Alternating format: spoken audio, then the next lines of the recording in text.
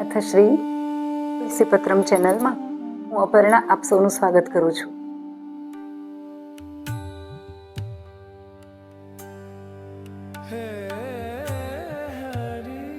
આપણે જોયું કે નરસિંહ મહેતાની અડગ શ્રદ્ધા, જીવનમાં બનતા એવા કરુણ પ્રસંગો, પણ ક્યારેય વિશ્વાસનું વાહન ડૂબ્યું નથી, શ્રદ્ધા ડગમગી નથી.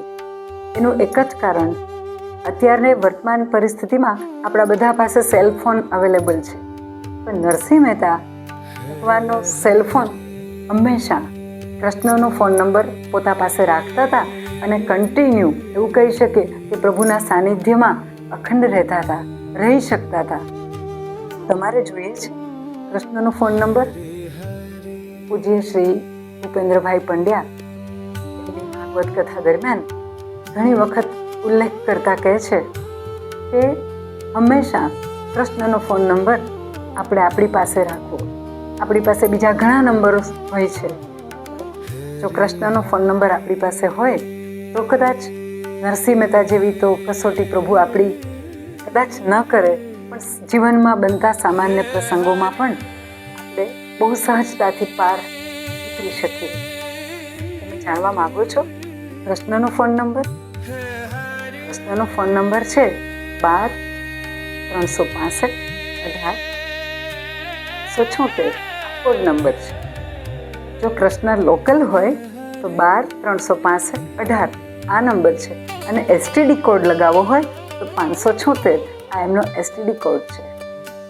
તમને નવાઈ લાગશે કે બધા નંબર સાંભળ્યા છે, પણ કૃષ્ણનો ફોન નંબર તો હા, 12 365 18 એટલે કે 12 સ્કંધ, 365 અધ્યાય, 18,000 શ્લોક.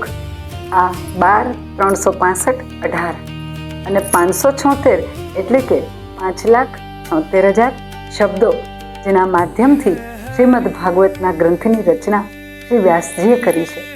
તો ફરીથી એક વખત આ કોડ નંબર, આ ફોન નંબર આપણે લખી લઈએ, જેથી કરીને જ્યારે બી જરૂર પડે ત્યારે આ કોડ નંબર 576 લગાડશું તો ભગવાન ફોન જરૂરથી રિસીવ કરવા તૈયાર જ છે.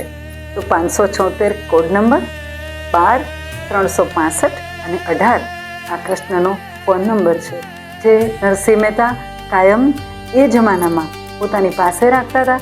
અને જરૂર પડે ત્યારે કીધું ને કે કષ્ટ થાય ત્યાં સહાય થજો, તો એ આ ફોન નંબર દ્વારા પ્રભુને વારંવાર બોલાવતા અને પોતાની અરજી દામોદર રાય પાસે મૂકતા હતા.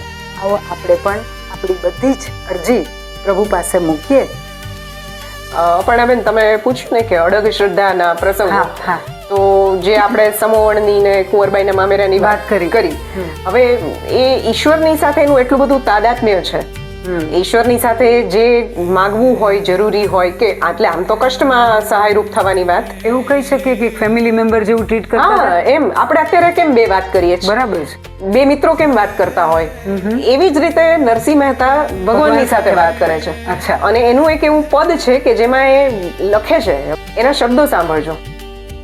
હું ખરે તું ખરો, હું વિના તું નહીં, હું રે હઈશ તાહા લગી તું રે હઈશે. અચ્છા. હું જતે તું ગયો અનિર્વાચી રહ્યો, હું વિના તુને કોણ કહેશે. અચ્છા, આ તો ખુલ્લી ચેલેન્જ છે. ખુલ્લી ચેલેન્જ છે કે જો ધ્યાન રાખજે. એટલે કહેવા શું માંગે છે કે ભક્ત છે તો ભગવાન, શિક્ષક વિદ્યાર્થી છે તો શિક્ષક છે.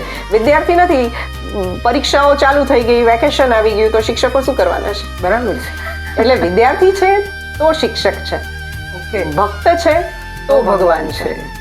હા, એટલે અને એટલા માટે જ ભાગવતમાં કીધું છે ને કે સૃષ્ટિનું કાર્ય જ ભગવાને એટલે કર્યું કે એકલા તો શું કરત, આપણે બધા છીએ તો ભગવાનને ફાયદો છે. એટલે ભગવાનનો મહિમા ગાવા માટે ભક્તની જરૂરિયાત છે. અને એ ભક્ત જો સાચા દિલની લાગણી વાળો હશે તો ભગવાન ભક્તનો પણ મહિમા કરશે, જેવો નરસિંહનો કર્યો છે. બરાબર છે. એટલે આ અરસપરસનું જોડાણ છે. બરાબર છે. એક સિક્કાની બે બાજુ, એક સિક્કાની બે બાજુ છે. એટલે આ એની અડગ શ્રદ્ધા કયો કે ભગવાન સાથેનું સતત તાદાત્મ્ય, સતત અનુસંધાન કયો, આ એ વાત છે. ઓકે, તો આપણે એવું કહી શકીએ કે અત્યારના સમયમાં જેમ મોબાઈલ આપણા ખિસ્સામાં રહે છે, હા, એમ નરસિંહ મહેતા ડાયલ કરવા માટે યસ, કૃષ્ણને સીધું જ ડાયલિંગ કે ભાઈ જો હવે આ મામેરાનું લિસ્ટ આવ્યું, શામળ શાહનો વિવાહ, હા, કે જાનમાં કોણ આવશે, માણેક એમના પત્ની, એમને ચિંતા થાય છે કે કોણ આવશે જાનમાં, કે ભાઈ જ્ઞાતિના તો બધા વિરોધમાં છે, કોઈ માનતું નથી, તો કેવી રીતે કેમ થશે, અને ત્યાં બધા પ્રસંગો કેમ પાર પાડશું, બધાને જમવાનું કેવું, આ કરવું તે કરવું, તો કે છે કે હું દ્વારકા જઈશ.